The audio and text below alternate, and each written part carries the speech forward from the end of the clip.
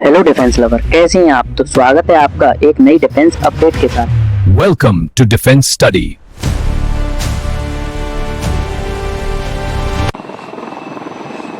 तो आज की इस वीडियो में हम बात करेंगे आईएएफ और डीआरडीओ द्वारा डेवलप किए गए तारा स्वदेशी ग्लाइड वेपन सिस्टम के बारे में। तो हम बात करें तारा यानी टैक्टिकल एडवांस रेंज एक्यूमेंटेशन के बारे में, तो ये इंडियन एयरफोर्स, डीआरडीओ, आरसीआई और अन्य डीआरडीओ संस्थानों द्वारा बनाया हुआ स्वदेशी ग्लाइड वेपन है, जिसका 8 मई 2026 को उड़ीसा तट पर आईएएफ द्वारा पहला सफल उड़ान परीक्षण पूरा किया गया है, जो कि भारत का पहला स्वदेशी ग्लाइड वेपन सिस्टम है, जो कि अनगाइडेड बॉम्ब्स को एक सटीक हथियार में बदल देता है। आपकी जानकारी के लिए बता दूं, आज के युद्ध में दुश्मन की एयर डिफेंस से बचकर सटीक हमला करना बहुत जरूरी है। तारा स्वदेशी ग्लाइड वेपन सिस्टम ठीक यही काम करता है।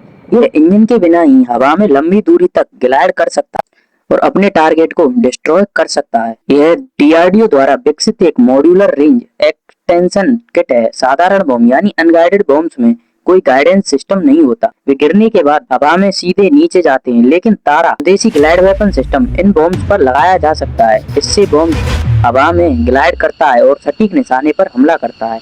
यह इंजन रहित है, यानी कोई मोटर नहीं, सिर्फ एरोडायनामिक डिजाइन और फिन्स की मदद से यह लंबी दूरी तक पहुंचता है, जिसे डीआरडीओ ने कई सालों की मेहनत के बाद तारा स्वदेशी ग्लाइड वेपन सिस्टम तैयार किया है, जिसमें रिसर्च सेंटर इमारत हैदराबाद ने मुख्य भूमिका निभाई है और अन्य डीआरडीओ संस्थानों ने भी इसे बनाने में मुख्य भूमिका निभाई है। पहले कैप्टिव फ्लाइट ट्रायल जगुआर विमान पर किया गया, फिर 8 मई 2026 को पूरा फ्लाइट ट्रायल सफल रहा। यह विकास आत्मनिर्भर भारत की दिशा में एक महत्वपूर्ण कदम है। पहले ऐसे हथियार विदेश से खरीदने पड़ते थे और अब भारत इन हथियारों को खुद बना रहा। तारा स्वदेशी ग्लाइड वेपन सिस्टम की मुख्य वेरिएंट की बात करें तो इसकी 3 मुख्य वेरिएंट है, तारा 250, तारा 450 और तारा 500, जो कि अलग अलग वजन के हिसाब से बनाई गई हैं, जो कि जनरल पर्पस जीपी या हाई स्पीड लो ड्रैग बॉम्ब बॉडी की मदद से अपने टारगेट को डिस्ट्रॉय करती हैं।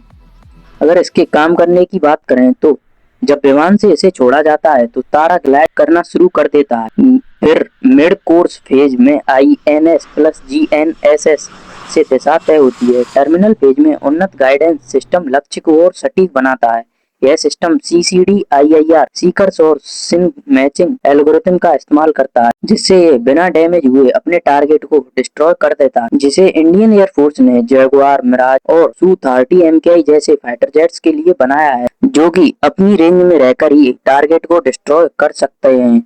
इसलिए इन्हें खासकर मिराज 2000 जैसे विमान, सू-30 MKI जैसे विमानों में लगाया जाता है। ये तो डीआरडीओ ने अभी शुरुआत की है। बताया जा रहा है कि डीआरडीओ आने वाले समय में हाइपरसोनिक मिसाइल्स, एमका जैसे 6th जनरेशन फाइटर जेट्स को भी डेवलप करने में लगा हुआ है, जो कि आत्मनिर्भर भारत की एक बड़ी उपलब्धि है।